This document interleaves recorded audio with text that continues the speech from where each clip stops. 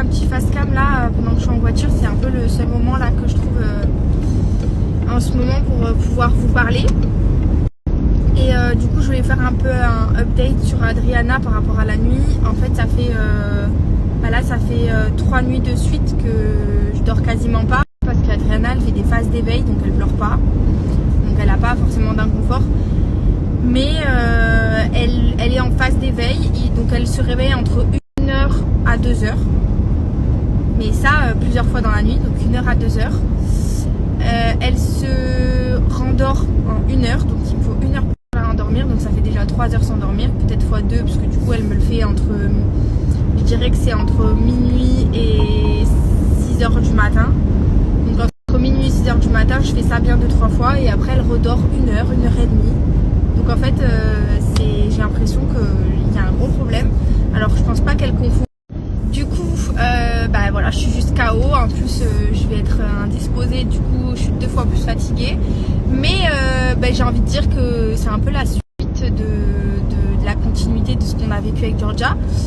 Et pour celles et ceux qui me demandent, parce que j'ai reçu des messages qui me demandaient pourquoi Paga ne faisait pas les nuits, et figurez-vous que Georgia ne dort toujours pas, elle a 18 mois et c'est toujours aussi catastrophique ces nuits. Donc en fait on est obligé de se disperser, il y a Paga qui gère Georgia, moi qui gère Adriana la nuit.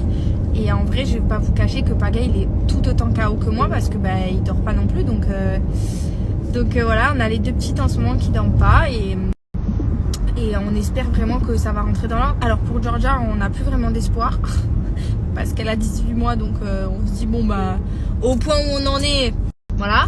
Mais Adriana, je mise encore un peu dessus parce que elle a toujours bien dormi depuis sa naissance, donc je me dis c'est peut-être une période à voir. D'ailleurs, on a mis avec Georgia en suspens Cooking with Gigi parce que Georgia elle est en train de percer encore des dents, donc c'est juste qu'elle est vraiment pas en forme et elle est pas au top. Donc voilà, c'est pas trop le moment que je pense pour lui faire de la cuisine. Là, je pense qu'elle va juste m'envoyer le saladier dans la tronche si je la mets au fourneau. Donc voilà, on met en suspens Cooking with Gigi, mais sachez que j'ai vraiment hâte que Georgia aille mieux, déjà pour pour le bien-être de nos oreilles et de notre patience, mais j'ai aussi hâte qu'elle aille mieux pour pouvoir retourner quelques épisodes, parce qu'on prend vraiment du plaisir à le faire, autant elle que moi, et je sais que c'est quelque chose qui vous plaît vraiment. Donc voilà, juste pour vous mettre un petit peu au courant sur ça aussi. Après, la vérité, comme je dis à Paga, on va pas se plaindre, parce qu'on a quand même la chance de se dire qu'on travaille de la maison, et que voilà, si on a envie de dormir un peu, on peut dormir un peu.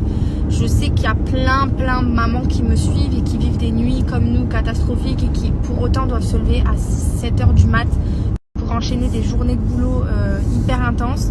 Et franchement, j'ai pas d'autres mots, les mams, que de vous dire mais chapeau, parce que ce que je vis en termes de sommeil, sans pour autant avoir voilà, j'ai un boulot, je taffe, mais je taffe à la maison, et j'ai la chance de me dire que si j'ai envie de faire une sieste, voilà, je peux faire une sieste. Je sais qu'il y a plein de mamans qui sont pas dans ce cas-là, et franchement dans ce genre de moment je pense à vous et je relativise de dingue, parce que voilà, faut se dire que dans notre malheur on a quand même un peu de chance.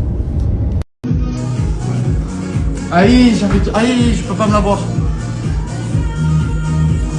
Qu'est-ce qu'elle a, frère?